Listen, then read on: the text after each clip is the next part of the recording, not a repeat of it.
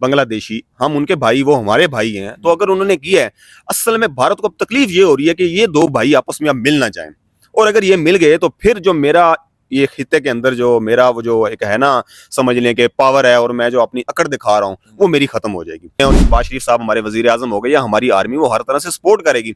बंगला भारत क्या समझता है कि वो बांग्लादेश के ऊपर हमला करेगा तो पाकिस्तानी फौज खामोश बैठी रहेगी? तो मोदी किस मुंह से कह रहा है कि जी मैं जो है वो बांग्लादेश के अंदर मिनॉरिटीज का ख्याल नहीं रखा जा रहा? पहले अपने गिरबान में तो झांक ले वो, कि वो अपने मुल्क के अंदर क्या कर रहा है, वहां वहां अकलीती जो लोग हैं उनके साथ क्या सलूक हो रहा है। कभी मोदी ने कहा कि मुसलमानों के साथ इतना जुल्म हो रहा है तो मैं जो है इस पे एक्शन लूं, कोई उसने किया? पूरी दुनिया के अंदर उसके खिलाफ जो है वो खबरें चल रही हैं। तो मुझे लगता है कि बांग्लादेश को 15 साल के बाद, एक डिक्टेटरशिप के बाद, बांग्लादेश में हसीना वाजिद के बाद जो एक असल हुक्मरानी अब जो आई है, जमहूरियत बहाल हुई है, वो मुझे लगता है कि अब जो मोहम्मद यूनुस आए हैं, प्रोफेसर मोहम्मद यूनुस, और तुलबा को क्रेडिट जाता है कि वो इस चीज का जो तमाम तारीख में एक हिस्सा लिखा जाएगा, वो स्टूडेंट्स हैं कि उन्होंने जो है वो वहां उस डिक्टेटरशिप का खात्मा करवाया और जमहूरियत। अस्सलाम वालेकुम व्यूअर्स, मैं हूं एहसान खान और आप देख रहे हैं यूट्यूब चैनल एहसान रिएक्शन विद एहसान। हिंदुस्तान की तरफ से बड़ी थ्रेट, बड़ी धमकी बांग्लादेश को लगाई गई है कि हम अब आपके ऊपर हमला करने जा रहे हैं और फिर एक नया देश बनाने जा रहे हैं। बांग्लादेश को दो भागों में बंटने जा रहा है अब।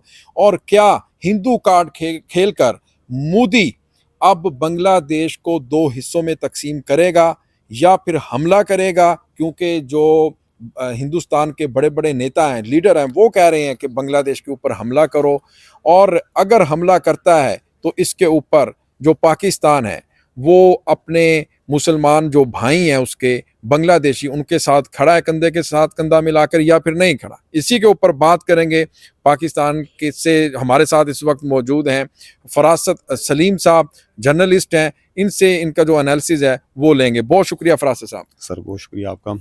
आप क्या कहेंगे इसके ऊपर? सर देखें, एक तो धमकी दी है बांग्लादेश के अंदर। मामला ये चला है कि एक तो पहले बांग्लादेश का जो सफारतखाना था उसके ऊपर अटैक किया गया भारत के अंदर। अब जाहिर बात है कि किसी भी सफारतखाने पर, जब किसी मुल्क के सफारतखाने पर अटैक होगा तो वो एहतजाजी तौर पर उसे बुलाएंगे बीसी उसको। जब बांग्लादेश ने ढाका में भारतीय सफीर को जो है वो तलब किया और अपना एहतजाज रिकॉर्ड करवाया, वो उनका एक आईनी हक भी था और राइट भी था कि वो एहतजाज रिकॉर्ड करवाएं। अब किसी भी सफारतखाने के अंदर जाकर उसके परचम की तौहीन कर देना, तो दूसरा मुल्क खामोश तो नहीं बैठेगा ना। अब मसला ये आ रहा है कि जब तक हसीना वाजिद थी, 15 साल दौरे हुकूमत था उसका, तो भारत के लिए जो है वो समझ लें कि वो भारत समझता था कि ये अपना मुल्क है, अपनी वजीर आजम बैठी हुई है, तो हमें किसी किस्म का कोई टेंशन, कोई परेशानी नहीं है। और जब एक एहतजाज जो तुलबा का हुआ, वो छोटी सी एक चिंगारी जिसको उसने मामूली समझा और उसने अपनी डिक्टेटरशिप दिखाई वहां हसीना वाजिद ने, और वो एहतजाज उसके इख्तदार को ले डूबा। अब 15 साल के बाद जब वो इख्तदार खत्म हुआ उसका, और फिर उसको फरार होकर जाना पड़ा भारत में। अब भारत को एक तकलीफ ये थी कि हमने इतना पैसा इन्वेस्ट किया और हम जो कहते थे इलेक्शन जितवाने में, हरवाने में, अपोजिशन को खत्म करवाने में इंडिया का बहुत बड़ा हाथ था। अब जब उसे पता चला कि यार ये इसकी हुकूमत का खात्मा हो गया, ये हमारी वहमो गुमान में भी नहीं था, और अब उसने जब फिर वो डॉक्टर मोहम्मद यूनुस आ गए अब वजीर आजम, अब उनकी पॉलिसी पे कोई इम्प्लीमेंट नहीं हो रहा जो इंडिया चाह रहा है, क्योंकि इंडिया का तो इक़्तिदार था उसके पास, हसीना वाजिद के पास, और वो उसकी वो थी। अब जो हुकूमत आई है अबूरी, और जो वो पॉलिसीज बना रही है, तो वो तो एग्री नहीं करेगा। उन्होंने तो कहा है कि डॉक्टर मोहम्मद यूनुस साहब ने तो कहा है कि जी हम बांग्लादेश को एक नया बांग्लादेश बनाएंगे और जो भारत सहूलतकारी कर रहा है उसको हम खत्म करेंगे, और हम एक आज़ाद, खुद जो है वो मुल्क जो है आज़ाद हैसियत में अपने जो इकदाम हमने जो भी करने हैं मुल्क की भलाई के लिए, बेहतरी के लिए, वो हम करेंगे। अब भारत जो समझ रहा था कि यार मैं जो कंट्रोल कर लूंगा, वो अब उसको नाकामियां नजर आ रही। और मोदी को गुस्सा ये था कि यार मैं 10 साल से तो मैं हुकूमत कर रहा था और मैं 2014 से आया हूँ और उसके बाद मैं इतना इन्वेस्ट कर बैठा, तो मैं अब क्या जवाब दूंगा अपनी आवाम को और अपनी अपोजिशन पार्टियों को और अपनी पार्टी के अंदर अपनी पार्टी के लोगों को। अब ये अटैक हुआ भारत के अंदर सफारतखाने पे, वहां से बांग्लादेश की। अब जब ये मामला हुआ और कहा क्या गया कि 10% जो है बांग्लादेश की टोटल आबादी का 10% जो है ना वो वहाँ इंडियन आबाद है, वहाँ मिनॉरिटीज है। अब वहां वो कह रहे हैं कि जी यहाँ तहफ़्फ़ुज़ नहीं मिल रहा बांग्लादेश के अंदर मिनॉरिटीज को, जो हिंदू हैं, हिंदू कम्युनिटी को, 10% लोगों को। अच्छा जी, अब जो मोदी कह रहा है कि जी वो महफूज नहीं है, सबसे पहले तो मोदी ये बताए कि उसके मुल्क के अंदर, भारत के अंदर कौन लोग महफूज हैं जी। वहां।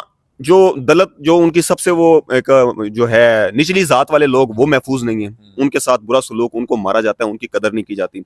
मुस्लिम कम्युनिटी जो के मुस्लिम लोग हैं, उनकी कोई वो नहीं है। आप सिखों को देख लें, उनके हकूक वहाँ महफूज नहीं है, उनको कत्ल किया जा रहा है, मारा जा रहा है, इबादत नहीं करने दी जा रही, मसाजिद के अंदर जो है वो हमले किए जा रहे हैं, मसाजिद के जो है वो गिराई जा रही हैं।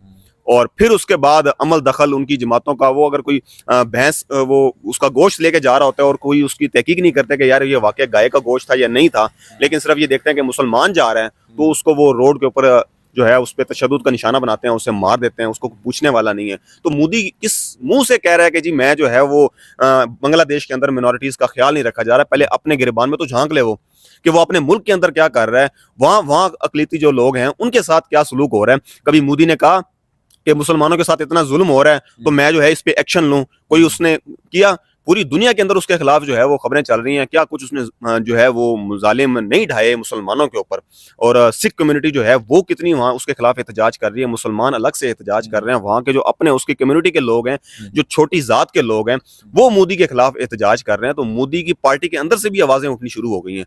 तो मोदी ने तो कहा था कि अब की बार 300 पार करूंगा, मैं वोट लूंगा, लेकिन वो बड़ी बड़ी मुश्किल से जो है वो सीटें, उसके हालात जो उसने किए हैं, जो उसने तबाही फेरी है बांग्लादेश उसके नेबर कंट्रीज के अंदर, और उसके बाद अपने मुल्क के अंदर भी उसने किया है, ये जुल्म स्तम उसने कर करके। तो अब वो किस मुंह से कह रहा है, ये समझ नहीं आ रही कि मोदी किस मुंह से। अच्छा, ये फरासत साहब, लगता है कि इंडिया हमला कर देगा बांग्लादेश के ऊपर? सर देखें, वो जो है फड़े तो बहुत मारेगा कि मैं ये कर दूंगा, वो कर दूंगा, लेकिन उसकी इतनी औकात नहीं है कि वो बांग्लादेश के ऊपर हमला कर दे। अगर बांग्लादेश के ऊपर हमला बिल फर्ज कर भी लेता है, शरारतन कर लेता है, तो क्या फिर पाकिस्तानी जो उसके भाई हैं, बांग्लादेशी हमारे भाई हैं, ठीक है 1971 के अंदर एक सानिया हो गया, एक घर के अंदर जो है वो 2 भाई 2 बहनें, एक फैमिली होती है, उसके अंदर भी लड़ाई हो जाती है। और उसके बाद फिर ऐसा वक्त भी आता है जब गलतियां भुला के सुलह भी की जाती है, गले लगाया जाता है, मिला जाता है, वो खामियां जो हैं उस पे उसको भूल दिया जाता है, भुलाया जाता है। तो अगर बांग्लादेश, जाहिर बात है कि एक हुई है दोनों तरफ से ज्यादती, तो वो हम गले मिलने को तैयार हैं, हमारे भाई हैं और मिल भी रहे हैं। और शहबाज शरीफ साहब हमारे वजीर आजम हो गए या हमारी आर्मी, वो हर तरह से सपोर्ट करेगी। भारत क्या समझता है कि वो बांग्लादेश के ऊपर हमला करेगा तो पाकिस्तानी फौज खामोश बैठी रहेगी? भाई हैं, जो भी है मशरकी पाकिस्तान का हिस्सा है वो, तो वो मुझे नहीं लगता कि हमारी फौज जो है, पाकिस्तानी फौज जो है, वो इसे इस तरीके से अकेला छोड़ेगी अपने बांग्लादेशी भाइयों को। वो तो हम तो अब भी अकेला नहीं छोड़ रहे, अब नहीं छोड़ रहे ना। तो ये वो भारत तो उसे डरावा देगा कि हो सकता है कि वो कहे जी कि मैं धमकी लगाऊंगा तो मोहम्मद यूनुस जो है वो खामोश बैठ जाएंगे। तो मोहम्मद यूनुस साहब उसके साथ है, वहां की आवाम उसके साथ वो है। कृष्णा दास को कह रहे हैं रिहा करो, लेकिन वो कह रहे हैं नहीं, ये मुलव्वस है, ये बांग्लादेश के खिलाफ जो प्रोटेस्ट है वो ऑर्गेनाइज करता है, हम इसको जो कानूनी कार्रवाई है इसके खिलाफ वो करेंगे, ऐसे नहीं छोड़ेंगे। बिल्कुल वो कह रहे हैं। और उसके बाद फिर बांग्लादेशी जो वजीर आजम है मोहम्मद यूनुस, उन्होंने अपने तमाम सियासतदानों को कहा है, भारत का नाम लिए बगैर, उन्होंने कहा जी कि अब मुल्क के खिलाफ जो हो रहा है, हम सब सियासतदानों को मुत्तहिद हो जाना चाहिए और मुल्क की बेहतरी के लिए फैसले करने होंगे। तो मुझे लगता है कि बांग्लादेश को 15 साल के बाद, एक डिक्टेटरशिप के बाद, बांग्लादेश में हसीना वाजिद के बाद जो एक असल हुक्मरानी अब जो आई है, जमहूरियत बहाल हुई है, वो मुझे लगता है कि अब जो मोहम्मद यूनुस आए हैं, प्रोफेसर मोहम्मद यूनुस, और तुलबा को क्रेडिट जाता है कि वो इस चीज का जो तमाम तारीख में एक हिस्सा लिखा जाएगा, वो स्टूडेंट्स हैं कि उन्होंने जो है वो वहां उस डिक्टेटरशिप का खात्मा करवाया। और राशिद साहब, बांग्लादेश और पाकिस्तान आपस में ताल्लुकात तो बेहतर इसलिए भी हो रहे हैं कि वीजे की जो पाबंदी थी ना वो भी हटा ली है, जो सिक्योरिटी क्लियरेंस होती है। लेकिन दूसरी तरफ जो हिंदुस्तान है वो कह रहा है कि हमारे साथ इन्होंने ये किया है कि जो वीज़ा है ना वो बंद कर दिया और पाकिस्तान के साथ वीज़ा ओपन कर लिया है। इस पर आप क्या कहेंगे? देखिए, भारत को पता होना चाहिए कि वीजा पॉलिसी, उन्होंने वीजे क्यों बंद किए हैं भारत के लिए। उन्हें पता है कि भारत अब इंतकाम लेगा कि हसीना वाजिद अभी भी फरार है ना, और उनके वहां उसने जो है वो अपने पास रखा हुआ उसे, और बांग्लादेश कह रहा है कि इसे हमारे हवाले किया जाए, हमने इसे गिरफ्तार करना है, उसको सजा सुनानी है, इसके हवाले से जो केस चल रहे हैं उसके केस चलने। अब भारत कुछ ना कुछ तो शरारत करेगा, वो क्या समझते हैं कि भाई अगर वीजा पॉलिसी खुली रहेगी उनके लिए और पाबंदी नहीं लगाता तो भारत वो खामोश बैठेगा, वो कोई ना कोई आके शरारत कराएगा, कोई दहशतगर्दी के वाकयात करवाएगा। तो उन्होंने अपनी बेहतरी के लिए, अपने तहफ़्फ़ुज़ के लिए जो इक़दाम किया, बड़ा अच्छा किया। और दूसरी तरफ अब आ जाते हैं कि वो पाकिस्तान के लिए अगर वो कह रहे हैं कि जी हमने सिक्योरिटी क्लियरेंस जो है वो ख़त्म कर दी, उसमें नरमी बरत दी, तो वो उसका एक अच्छा इम्पैक्ट जाएगा।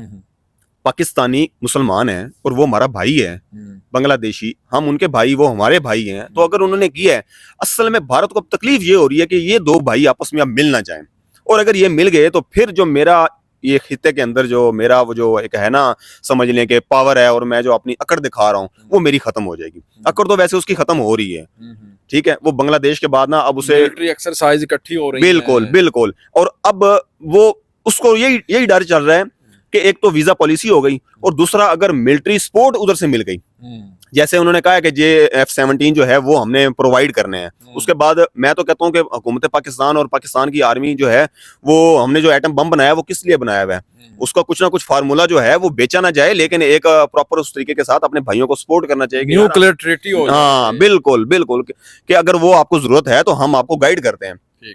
तो ये एक चीज होनी चाहिए, और भारत को सिर्फ यही डर खाए जा रहा है कि ये भारत, पाकिस्तान और बांग्लादेश जो हैं आपस में फिर मिल रहे हैं, तो ये हमने किसी न किसी तरीके से ताल्लुकात जो है ना इनके ख़त्म करवाने हैं।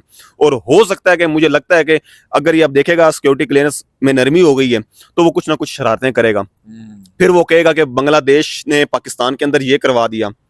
देखे ना, कुछ भी इंतशार पसंदी के वाकयात हो सकते हैं और हो भी रहे हैं, पाकिस्तान पर डालने की कोशिश करेगा, पाकिस्तान के ऊपर डालने की कोशिश करेगा। और पाकिस्तान के अंदर जितने भी दहशतगर्दी के वाकयात हो रहे हैं, बलूचिस्तान के अंदर देख लें आप, कोयटा में देख लें, केपी में देख लें, तो उसके अंदर कहीं ना कहीं तो भारत मुलवस है ही ना। बिल्कुल। तो अब अगर बांग्लादेश के अंदर खुदा ना खास्ता कुछ होता है तो वो इसका जो है वो नाम डालेगा पाकिस्तान पर, ताकि ये ताल्लुकात खराब हो। तो डॉक्टर मोहम्मद यूनुस को भी चाहिए और इधर हमारी पाकिस्तानी एस्टेब्लिशमेंट को भी चाहिए, पाकिस्तानी हुकूमत को भी चाहिए कि अब होशो हवास के साथ बैठें और जो है वो अपनी आंखें खुली रखें, और हमारी पाक फौज जो है वो आंखें खुली रखे हुई है। तो जैसे ही भारत को ऐसी शरारत करेगा तो उसका मुंह तोड़ जवाब जो है वो पाकिस्तानी फौज की तरफ से, पाकिस्तान की तरफ से जरूर दिया जाएगा। बहुत शुक्रिया फरासत साहब आपके कीमती वक्त का। व्यूअर्स, आपने देखा कि फरासत साहब किस तरह से तज्जिया और आपने उनका सुना, इसके ऊपर आपका क्या कहना है बताइएगा कमेंट सेक्शन में। मिलेंगे इंशाल्लाह नेक्स्ट वीडियो में, तब तक के लिए अल्लाह हाफिज़।